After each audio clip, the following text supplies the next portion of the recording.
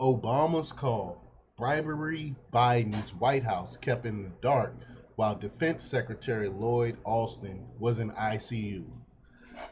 Now, the question arises, who really is running this country? I mean, it seems like so many people have their hands, or so many entities have their hands into this. I mean, we know we got Obama working behind the scenes. Seems like he's a puppet running things, and then at the same time, we got Xi Jinping and the Chinese Communist Party. They seem to get a lot of what they want from this administration.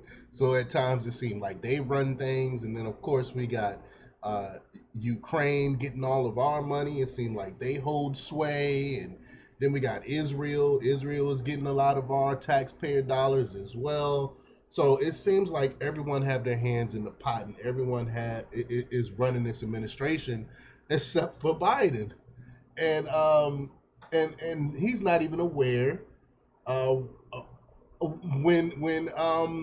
of things that's happening in his own administration.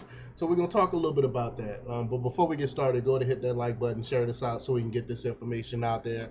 Subscribe if you're not already a subscriber, and hit that alarm bell so you know when I'm putting out new stuff. Also, check out my link tree in the description. It has a link to my Patreon where I talk about things I can't talk about here. There's also a link to my Instagram and my merch store. Also, check out jjthepsychotherapist.com for news as well. All right, let's talk about this news. The most crucial point to note in this concerning development is that the White House is not in control of the nation, as evidenced by the Pentagon's decision to keep Joe Biden unaware. The decision to keep key information under wraps, especially from elected officials, raises concerns at every level, irrespective of one's opinion uh, on the recurrent regime. The alarming aspect is not just the breach of protocols reported by the corporate media that regarding the Secretary of Defense's health, but the fact that unelected officials are making critical decisions. Last I checked, Obama is no longer president. So why would he be informed about this stuff and not the current president? Again, and y'all know how I feel about Biden. I think it's wrong that he is not even know he don't even get told about the issues that's going on in his own administration, about what's going on with his Secretary of Defense. This is just crazy that the president that's not even in power any longer is getting told this information.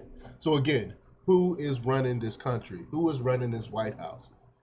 But this might not be surprising to some people, but it could be shocking to others if media covered it accurately instead of downplaying it with terms like irregularities or miscommunications. Do you not understand how big of a deal this is that uh, uh, our Secretary of Defense is in a hospital and they did not tell the president about this? They told the ex-president about this.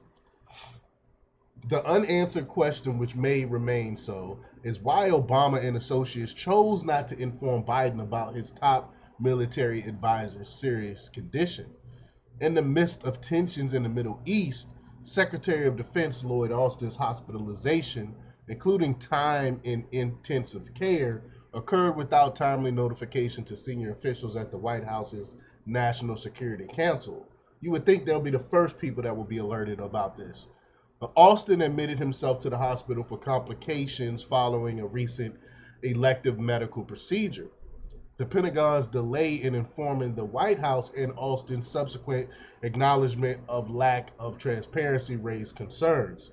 President Biden's first conversation with Austin since his hospitalization took place on Saturday, and Austin has resumed full duties. The Pentagon's refusal to disclose details about the procedure, its timing, and the secrecy surrounding Austin's hospitalization amid ongoing geopolitical events in the Middle East has led to questions. And Austin's hospitalization coincided with a rare strike against an Iranian-backed militia member, attacks on bases with Americans, and considerations for strikes against Houthi militants. The region's tensions revolves around the Israel-Hamas war, with the U.S. Navy responding to attacks on container ships by Iran-backed Houthi militants. The U.S. is cautious about further regional involvements as Iran-backed Hezbollah militants exchange munitions with Israel along the northern border. Well, this whole thing is a mess, and the media is downplaying it. They're not talking about the seriousness of this. But let me know what you think. Who is really running this country? Who is really running this White House? Leave your comments down below. Like, share, subscribe, and check out jjthepsychotherapist.com for the latest in news. Until next time, peace.